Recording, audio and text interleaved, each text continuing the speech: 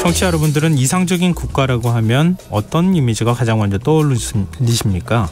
실용서부터 경제, 경영, 인문학까지 실생활에 도움이 되는 책 함께 읽어보는 시간입니다. 듣고만 있어도 똑똑해지는 지식충전소 주경야독, 성신여자대학교 겸임교수이자 북튜버 이시안 작가와 함께합니다. 안녕하세요. 네, 안녕하세요. 오늘은 벽돌책 시간이에요. 그렇습니다. 왜 시작했는지 모르겠으나 계속하고 있습니다. 그 벽돌책에 좀 알맞는 책을 갖고 왔는데요. 오늘은 그래요? 철학에 대한 이야기를 좀 해볼까 해요. 듣기만 해도 네. 머리 아픈 벽돌책. 네, 서양 철학의 3대장이라고 할 수 있는 사람들이 네. 소크라테스, 플라톤, 아리스토텔레스잖아요. 네. 이들이 모두 사제 관계거든요. 네. 플라톤의 스승이 소크라테스고 제자가 아리스토텔레스죠. 이 관계를 고구려 건국에 비유해서 설명하자면요. 네. 고구려를 건국한 주몽이 소크라테스고요. 예. 정복 전쟁을 벌여서 영토를 크게 확장한 광개토 대왕이 플라톤. 그리고 광개토 대왕이 확장한 영역을 잘 다스리고 관리에 안정화시킨 그 장수왕이 아리스토텔레스다. 이렇게 보시면 좀 비슷할 것 같아요. 아니 나 또 이렇게 비교하는 거 처음 들어봤어요. 근데 맞잖아요. 이게 딱 처음에 열고 아리스토텔레스가 그 정리하고 뭐 이런 것들인데. 네. 근데 이렇게 보자면 사실 이 3대장을 오늘날까지 있게 만든 장본인이 바로 플라톤입니다. 예. 광개토 대왕에 해당을 하잖아요. 바로 오늘 소개해드린 책이 플라톤의 저자학인데요. 학교 다닐 때 교과서에서 이 책의 이름을 많이 들어보셨을 거예요. 국가입니다. 갑자기 숨이 턱 막히는 느낌이 들었어요. 이거 과연 읽어도 이해가 될까 하는 것부터 덜컥 나는데요. 네. 일단 좀 정리를 해주세요. 네, 이게 한마디로 정리할 수 있어요. 한마디로 정리하면요. 이게 정의란 무엇인가 원조편입니다. 그렇게 설명하시니까 또 피부로 확 와닿네요. 네, 이 정의란 무엇인가가 원래 그 마이클 샌델 책이 있잖아요. 예. 이게 진짜 원조예요. 국가라는 책이 원래 정의란 무엇인가에 대한 답으로 쓰여진 책입니다. 정확하게는 1편에서요. 소피스트들에게서 제시된 정의란 강한 자의 이익이 되는 것이라는 아주 현실적인 정의가 있거든요. 여기에 대한 반론입니다. 당시의 소피스트들은 네. 우리가 이제 궤변론자라고 지금 알고 있잖아요. 네. 이 뭐 그 소피스트들이 통치자의 편에 서서 그들의 정당성을 논리적으로 증명해주면서 먹고 살고 했으니까 이 정의는 말하자면 통치자가 곧 정의다라고 말한 거예요. 그러니까 그 당시에는 그렇게 생각할 수 있겠죠. 네네. 네. 그래서 그 여기에 나는 이거에 대해서 반론이다라고 한 다음에 예. 이어지는 2편에서 10편까지 이야기가 바로 이런 소피스트들의 정의 개념이 왜 잘못되었으며 어떤 것이 정의로운 것이다라고 이제 플라톤이 이야기해 주는 것이죠. 근데 정의의 네. 개념을 얘기하는데 왜 책 제목은 예전엔 국가론이라고 제가 그 책 제목이 나왔던 것으로도 기억이 나는 그렇죠, 것 같은데 그렇죠. 네. 왜 국가라고 지은 거예요? 이게 약간 미스테리한 그거긴 한데요. 네. 근데 이 책의 내용은 그거예요. 국가의 체제를 하나의 사람으로 비유할 수 있다라고 보기 때문이죠. 그래서 사람이 어떤 게 정의롭다 이거보다는 오히려 국가가 어떤 게 정의롭다라고 얘기하는 게 더 쉽다. 그래서 정의로운 국가가 어떤 국가인지 생각해 보고요. 사람 역시 그 같은 국가의 성격을 가진 사람이 정의로운 것이다라고 고찰하기 위해서 국가에 대해서 먼저 생각해 보자라고 이야기하고 이 책을 하는 겁니다. 국가를 하나의 뭐 사람처럼 살아있는 생명체 같이 그렇게 그렇죠. 좀 비유를 한 거라는 얘기네요. 네. 지금과 좀 반대되죠. 사람을 생각해서 국가에 비유해야 되는데 네, 사람을 그 얘기하기 위해서 국가를 예로 들어 가지고 사람을 이야기하는 거니까 가장 뭐라 그럴까요? 이상적인 인간형을 얘기하면서 네. 그 이상적인 인간형과 국가의 이상적인 국가는 서로 닮아있다. 뭐 이런 네네. 인식을 하는 건가요? 맞습니다. 그렇군요. 근데 좀 내용을 조금 더 구체적으로 얘기 좀 해주세요. 네. 플라톤이 제시하는 올바른 국가를 간단하게 말하면요. 네. 각자 자신이 잘하는 직분을 맡아서 서로를 넘보지 않고 분수를 지키며 자신의 직분에 최선을 다하는 그런 국가입니다. 네. 그리고 여기서 파생되는 아주 중요한 논의가 철인정치론이에요. 네, 드디어. 네. 통치하는 직분은 근데 재밌는 건 이 얘기예요. 통치하는 직분은 철학자가 되어야 한다. 아니면 적어도 통치자가 철학을 알아야 한다라는 얘기예요. 근데 이 플라톤이 철학자잖아요. 네, 그렇죠. 당시 나 같은 사람이 통치해야 돼. 그러니까요. 당시 사람들 보기에는 이게 아주 우스운 주장이 될 수도 있잖아요. 그리고 국가를 보면 이때도 철학자들은요. 이론만 하는 몽상가들이나 현실 정치에 밀려난 사람 취급을 받을 때였습니다. 아. 그래서 그런 거 아니다라고 이 부분을 증명하기 위해서 그 유명한 동굴의 비유 같은 것을 통해서 여러 가지 논의를 전개하는 게 바로 5편 이후 중반의 내용이에요. 플라톤은 혹시 야신가 아니었습니까? 그런 것 같아요. 이걸 보면. 네. 아 그래요? 자 우리가 많이 알고 있고 많이 네. 들어봤지만 개념을 잘 이해하기가 어려운 그렇죠. 동굴의 비유나 이데아론.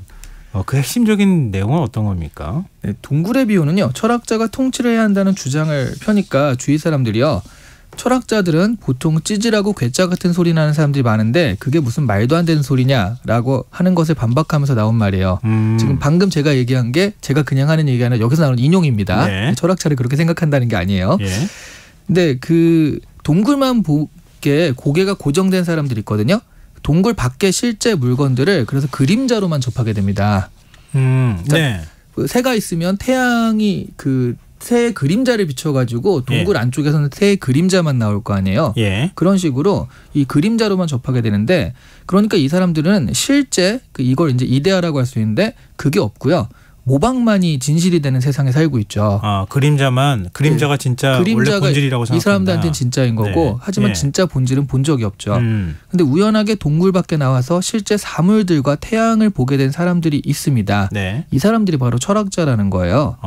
그래서 다시 동굴 안으로 들어가서 사실 새는 그렇게 평평한 모양이 아니다. 검은색도 아니다. 예. 원래는 이렇다라고 설명해 줘봤자 동굴 안의 사람들에게는 이게 씨도 안 먹히는 소리라는 거죠. 그래서 저 납작하고 저 시커먼 게 샌데 그렇죠. 왜 엉뚱한 소리를 하느냐 그렇죠. 이렇게 얘기한다는 평생 거예요. 본 적이 없으니까. 네. 그래서 아무리 이상적인 국가는 이래야 돼라고 설명해 줘봤자 그 모르니까 자신들이 느끼는 현실과 다르잖아요. 네. 그러니까 진실한 철학자들이 동굴 안의 군중들에게는 괴짜같이 비춰진다라고 그 사람들이 이야기하는 철학자의 잘못된 그런 편견에 대해서 이야기를 해주는 거예요. 그럼 철학자는 통치자로서 자격이 있다 이렇게 얘기를 하는데 네. 뭔 근거로 철학자는 통치자로서 자격이 있다고 얘기하는 겁니까? 그게 이데아예요? 이데아를 알기 때문이죠. 네. 그래서 이제 이데아론이 등장을 하는 건데요. 예. 이데아 개념이 본질 같은 거거든요. 사물의 본질. 그러니까 이게 뭐 어렵게 얘기하면 어렵게 얘기하는데 쉽게 얘기하면 이런 겁니다. 책상이라는 것에 이데아가 있어요. 네. 그건 책상이라는 게 기본 개념으로 존재하는 겁니다. 그래서 제가 이렇게 얘기를 해요. 나 어제 책상에 올라가서 춤을 췄어. 네. 라고 하면 우리 그 청취자 여러분들 한번 그 상상해 보세요. 제가 책상에 올라가서 춤을 추는 모습을. 상상이 안 되죠. 그렇죠. 근데 그 책상을 여러분 자체가 이제 상상을 하실 거잖아요. 억지로라도. 네, 그렇죠. 네, 상상을 하는데 예. 그 책상이라는 사람들이 상상하는 그 책상은 다 다를 거예요. 그런데 책상이란 말에서 전해지는 기본 개념은 다 아시는 거잖아요. 네. 그것이 바로 책상의 이데아입니다. 각각은 다 달라도요. 우리가 책상이라고 했을 때 책상은 이런 거다라고 기본 개념을 갖고 있으니까요. 예. 그래서 현실은 이 이데아에 대한 모방에 불과합니다.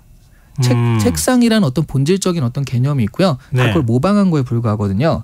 그래서 그걸 그린 그림이나 묘사한 글 같은 것은 모방한 걸 또 모방한 거거든요. 네. 책상 자체도 모방이지만 예. 이걸 책상에 그림을 그리면 모방의 모방이에요. 예. 그만큼 값어치가 떨어진다라고 하면서 그 열등한 것이라고 시와 예술에 대한 박한 평가라는 게 또 플라톤이거든요. 그래서 이 국가 이데아라는 것은 가장 이상적인 국가가 되니까요. 그래서 국가 이데아를 아는 그런 철학자, 그러니까 그 국가라는 것의 가장 본질적인 모습을 아는 건 철학자밖에 없다. 그러니까 이 철학자가 이 나라를 세우고 다스리는 것이 맞다. 뭐 이런 얘기가 철인 통치론의 주 내용이에요. 플라톤은 야신가이자 자기애까지 갖고 있는 사람이구나 이런 생각도 하게 되는데요. 그렇죠. 네. 플라톤이 말하는 이상적인 국가는 어떤 겁니까? 그러니까 조금 철학자가 나라를 다스려야 한다 그러면 너무 뭐 말씀하셨듯이 뭐 이런 사람이다 이런 생각이 들 수 있잖아요. 네. 그 부분을 살짝 좀 빼놓고 보면 꼭 철학자라기보다는 그런 소양을 가진 사람이다라고 생각하시면 좀 되지 않을까 싶기도 하고요. 네. 플라톤이 말하는 국가는 이렇게 얘기를 해요. 그러니까 정의로운 국가, 이상적인 국가를 구체적으로 군주제로 정의를 합니다. 당시는 이제 군주가 다스리던 네네. 그런 시대이기도 했고요. 네. 훌륭한 지도자가 다스리는 군주제가 가장 좋은 정치 체제라고 했죠. 그러니까 6가지 정치 체제를 얘기하는데, 네. 근데 이게 최고의 정치 체제면서 최악의 정치 체제가 있어요. 그거는 최악의 지도자가 다스리는 참주제가 최악의 정치 체제라는 거죠. 그러니까 군주가 다스리는데 잘 다스리면 최고고요. 예. 근데 그 사람이 못 다스리면 최악이다라고 얘기하는 겁니다. 네. 참주는 뭐 독재자나 폭군 정도의 뜻으로 이해하시면 되는데요. 그 중간에 뭐 민주제도 있고 뭐 귀족제도 있고 그래요. 과두제라고 하죠. 그래서 민주제에 대한 평가도 그렇게 좋지는 않고요. 군주제가 제일 좋고 그다음에 귀족이나 대표들에 의해서 다스리는 과두제, 민주제, 참주제 같은 순서로 그 정리를 합니다. 그러니까 이 플라톤의 이야기를 정리하면요. 이상적인 국가는요. 철학적 소양이 있는 군주에 의해서 조화롭고 올바르게 개개인이 자신의 직분을 성실하게 수행하는 국가. 이런 정도가 이 사람한테는 아주 이상적인 국가다 이렇게 얘기할 수가 있겠고요. 사람 역시 이렇게 조화가 잘 갖추어진 그런 인간이 정의로운 인간이다 이런 얘기가 되겠죠. 중간에 기재문 조금 헷갈리긴 하는데 네. 마지막에 말씀한 거 들어보니까 아 그래 그렇지 이런 생각을 하게 되는데요. 네. 플라톤의 국가가 서양 사회에서 빠지지 않고 계속 언급되는 이유는 뭘까요?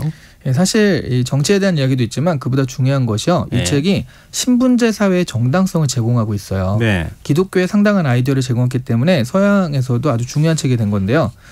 이 책을 관통하는 질문은 결국 현실에서 강한 것이 정의로운 것이 아니냐라는 소피스트의 현실론이잖아요. 네. 그래서 이렇게 보자면 현실적으로는 그렇게 좋은 게 없으니까 이데아를 보자면 예. 마지막에 오늘날 개념으로 봤을 때 천국과 지옥 같은 것을 언급하면서 정의로운 사람이 나중에 받게 될 보상에 대해 말합니다.